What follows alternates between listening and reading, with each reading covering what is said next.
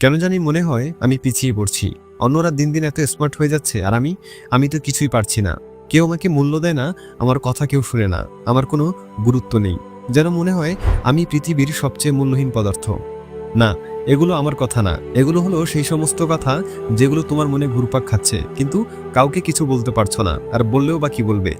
এই সমস্ত কথা ভেবে তুমি দিশেহারা হয়ে পড়েছো, আর তাই তো তুমি এই ভিডিওতে ক্লিক করেছো। তুমি চাইছো নিজেকে স্মার্ট ও অ্যাট্রাকটিভ বানাতে। চলাফেরা, ওঠা বসা, কথাবার্তা, পার্সোনাল কিংবা প্রফেশনাল লাইফ, জীবনের এমন প্রতিটি ক্ষেত্রে তুমি হতে চাও সবার সেরা। তুমি চাও সবার কাছে তোমার আলাদা একটা কদর থাকুক, তোমার ভ্যালু যেন সবাই বুঝতে পারে, তোমার কথার গুরুত্ব যেন সবার কাছে থাকে। তাই আজ তোমাদের জন্য নিয়ে এলাম নিজেকে স্মার্ট বানানোর কিছু জাদুকরি টেকনিক। আজকের এই ভিডিওটি যদি তুমি মনোযোগ সহকারে একদম শেষ পর্যন্ত দেখতে পারো, তাহলে তোমাকে স্মার্ট ও অ্যাট্রাকটিভ হওয়া থেকে কেউ আটকাতে পারবে না। তো চলো দেরি না করে শুরু করা যাক। স্মার্ট হওয়ার মানে শুধু সুন্দর চেহারা না, আবার ভালো ড্রেস আপ কিংবা ইংরেজিতে কথা বলা কাউকে স্মার্ট বানাতে পারে না। বরং স্মার্ট হওয়ার মানে তুমি কেমন ব্যবহার করছো, কিভাবে কথা বলছো, তোমার চলাফেরা কেমন, তুমি কিভাবে তোমার লাইফ লিড করছো, এই সমস্ত কিছুর সমন্বয়ে একজন মানুষ স্মার্ট হয়ে ওঠে। এবার আসা যাক মূল পয়েন্টগুলোতে। পয়েন্ট নাম্বার 1, অন্যদের প্রশংসা করা। তোমার আশেপাশের মানুষগুলোর শেষ কবে প্রশংসা করেছো তা কি মনে পড়ে? আমরা প্রায় নিজেদের সমস্যা এতটা ব্যস্ত থাকি যে অন্যের ভালো দিকগুলো দেখতে ভুলে যাই, অথচ একটা ছোট্ট প্রশংসা বদলে দিতে পারে সকলের চোখে আমাদের জন্য ভালোবাসা। যেমন ধরো, একজন শিক্ষার্থী যখন তার শিক্ষকের কাছ থেকে শুনতে পায় তুমি পারবে, তখন তার আত্মবিশ্বাস কয়েক গুণ বেড়ে যায়। একজন এমপ্লয়ি যখন তার বসের কাছ থেকে শুনতে পায় তোমার কাজটা অসাধারণ হয়েছে, তখন সে আরও বেশি ডেডিকেটেড হয়ে ওঠে। একটা সত্যি কথা বলো তো, তোমার নাম শুনে কেউ যদি বলে ওহ সে তো দারুণ এক মানুষ, তখন তোমার কেমন লাগবে? নিশ্চয়ই ভালো লাগবে, তাই না? তাহলে কেন আমরা অন্য একজন মানুষকে ঠিক এমন অনুভূতি দিচ্ছি না? কেন তাকে আমরা এটা ফিল করাচ্ছি না যে সে বেস্ট? তোমার ছোট্ট একটা প্রশংসা তার মনে তোমার জন্য ভালোবাসা কিংবা রেসপেক্ট ক্রিয়েট করতে পারে। আমরা যদি প্রতিদিন আমাদের পরিবার, বন্ধুবান্ধব কিংবা সহকর্মীদের ভালো কাজের প্রশংসা করি, তাহলে তাদের সাথে সম্পর্ক আরও মজবুত হবে। তোমার বন্ধুকে বলতে পারো তোর হাসিটা দারুণ, সহকর্মীকে বলতে পারো তোমার আইডিয়াটা সত্যি চমৎকার, দেখবে তাদের চোখে আনন্দের ঝিলিক ফুটে উঠবে। গবেষণায় দেখা গিয়েছে অন্যের প্রশংসা করলে আমাদের মস্তিষ্কে এমন কিছু হরমোন নিঃসরণ হয় যা তাদেরও আমাদের ডোপামিন রিলিজ করে। তাই আজ থেকে প্রতিদিন অন্তত একজনকে প্রশংসা করো, হয়তো তোমার বলা একটা লাইন অন্য কারো জীবনের মোড় ঘুরিয়ে দিতে পারে।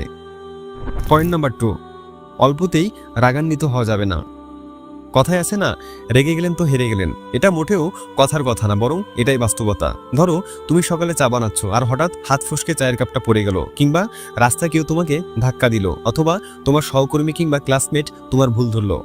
এমন পরিস্থিতিতে তোমার প্রতিক্রিয়া কেমন হয়? তুমি কি সঙ্গে সঙ্গে রেগে যাও? যদি সত্যি সত্যি ওই সিচুয়েশনে তুমি রেগে গিয়ে থাকো, তাহলে একবার ঠান্ডা মাথায় ভেবে দেখো তো, রাগ করা কি সত্যি প্রয়োজনীয়?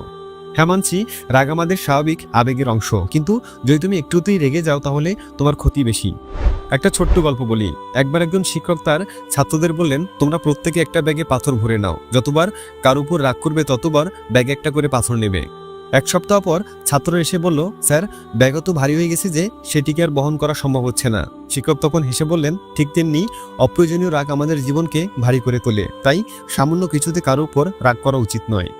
এবার আসি কেন একটুতেই রাগ করা উচিত নয়। প্রথমত, রাগ তোমার সিদ্ধান্তকে নষ্ট করে। তুমি কি রেগে গিয়ে কখনো ভুল কথা বলে ফেলেছো এবং তারপর আফসোস করেছো? এমনটা হয়েছে?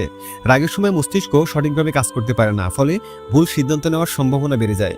দ্বিতীয়ত, রাগ আমাদের সম্পর্ককে নষ্ট করে। তুমি যদি সবসময় রেগে যাও, তাহলে তোমার পরিবার, বন্ধুবান্ধব, আত্মীয় স্বজন, সহকর্মী থেকে শুরু করে ক্লাসমেট সবাই তোমার থেকে দূরে সরে যাবে, কারণ কেউই রাগী বা বদমেজাজি মানুষকে পছন্দ করে না।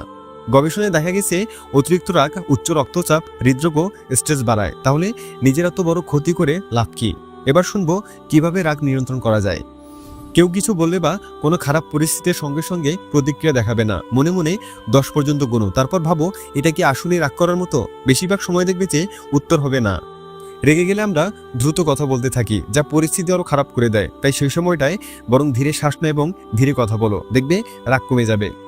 যদি কেউ তোমাকে উল্টাপাল্টা কিছু বলে, তাহলে উত্তেজিত হওয়ার বদলে মুচকি হাসো, দেখবে রাগ ধীরে ধীরে কমে যাবে। পাশাপাশি তোমার সামনে থাকা মানুষটিও তোমাকে দেখে কনফিউজড হয়ে যাবে। তোমার রাগ কি কোনো সমস্যার সমাধান করবে? না, বরং এটি আরও বড় সমস্যা তৈরি করবে। পয়েন্ট নাম্বার 3, সবসময় পরিপাটি থাকা। আমি তোমাকে দামি পোশাক পরার কথা বলছি না। পরিপাটি থাকার মানে দামি পোশাক পরা নয়, বরং নিজেকে পরিষ্কার রাখা, পরিচ্ছন্ন রাখা। ধরো তুমি সকালে ঘুম থেকে উঠে আয়নার সামনে দাঁড়িয়ে আছো, তোমার চুলগুলো এলোমেলো, জামার বোতাম ঠিক নেই, জুতাগুলো ধুলো মাখা। সেই মোমেন্টে তুমি নিজেকে দেখে কি কনফিডেন্ট অনুভব করবে? নিশ্চয়ই না। এবার কল্পনা করো তুমি পরিপাটি পোশাকে, চুলগুলো সুন্দরভাবে আঁচড়ানো, একটু পারফিউম মেখেছো, তখন কেমন লাগবে? নিঃসন্দেহে আগের থেকে 1000 গুণ বেটার লাগবে, তাই তো? এটাই পরিপাটি থাকার অ্যাডভান্টেজ। তাই সবসময় পরিপাটি থাকতে হবে। পায়ের নখ থেকে শুরু করে মাথার চুল, প্রতিটি জিনিসে যেন পরিচ্ছন্নতার ছোঁয়া থাকে। কেউ যেন তোমাকে দেখে বকাটে বলতে না পারে। সবসময় জেন্টালম্যানের মতো থাকতে হবে। তাহলেই দেখবে সবার অ্যাটেনশনও, সমস্ত ফোকাসের কেন্দ্রবিন্দু শুধু তুমি থাকবে। পয়েন্ট নাম্বার 4, তাড়াহুড়ো করা যাবে না। ছোটবেলায় কচ্ছপ ও খরগোশের গল্পটা পড়েছিলে না? কিংবা এই লাইনটা তো শুনেছ যে আগে গেলে বাগে খায়। তাই জীবনের যে কোনো পরিস্থিতিতেই তাড়াহুড়ো করা যাবে না। আমাদের জীবনে অনেক সময় এমন পরিস্থিতি আসে যখন আমরা রাতারাতি সফল হতে চাই, কিন্তু বাস্তবতা আমাদের শেখায় সত্যিকারের মূল্যবান জিনিস পেতে হলে ধৈর্য ধরতে হয়। একটি শিশুর বেড়ে ওঠার জন্য সময় লাগে। একটি ফুল তার সৌন্দর্য প্রকাশের জন্য ধাপে ধাপে ফোটে। একজন দক্ষ ব্যক্তি রাতারাতি নয়, বরং বছরের পর বছর কঠোর পরিশ্রমের পর গড়ে ওঠে। তাই ধীরে সুস্থে এবং বুঝে শুনে যে কোনো কাজ করাই প্রকৃত বুদ্ধিমানের কাজ। তাড়াহুড়ো বেশিরভাগ সময় ব্যর্থতার কারণ হয়ে ওঠে। যেমন ধরো, যদি কেউ চাষাবাদে তাড়াহুড়ো করে এবং ফল পাকতে না দিয়ে ফসল কাটতে যায়, তবে সেই ফসল স্বাধীন ও অপুষ্টিকর হবে। অন্যদিকে যারা ধৈর্য ধরে পথ চলে তারাই প্রকৃত সাফল্য পায়।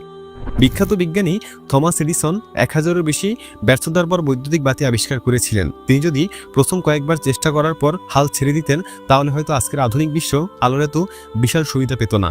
একইভাবে স্টিভ জবস, বিল গেটস বা ওয়ারেন বাফেটের মতো সফল ব্যক্তিরা দীর্ঘ সময় ধরে পরিশ্রম ও ধৈর্যের মাধ্যমে তাদের লক্ষ্যে পৌঁছেছেন। তাই নিজেকে স্মার্ট বানাতে চাইলে যে কোনো কাজে তাড়াহুড়ো করা বন্ধ করতে হবে। তুমি যতটা রিল্যাক্স ও কুল থাকবে, তোমাকে তত বেশি স্মার্ট লাগবে।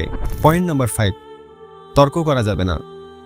আমাদের চারপাশে এমন অনেক মানুষ আছে যারা অপ্রয়োজনীয় কথা বলে নিজেদের সমস্যায় ফেলে এবং অযথা তর্কে জড়িয়ে সময় নষ্ট করে। কিন্তু সত্যিকারের জ্ঞানী ও সফল ব্যক্তিরা সাধারণত কম কথা বলে এবং অর্থহীন বিতর্ক এড়িয়ে চলে।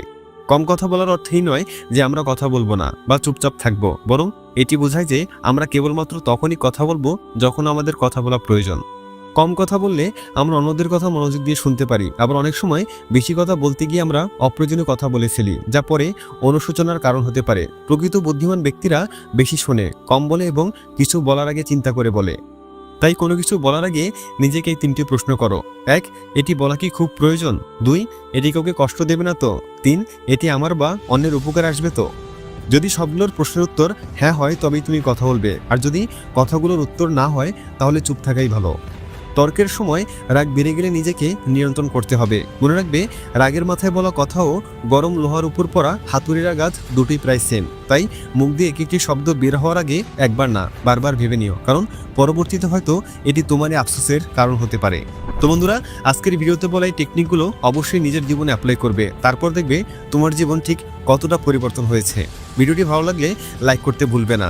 দেখা হচ্ছে পরবর্তী ভিডিওতে। ততক্ষণ পর্যন্ত সাবস্ক্রাইব করে নগর বাস্কোপের সাথেই থাকো। Thanks for watching.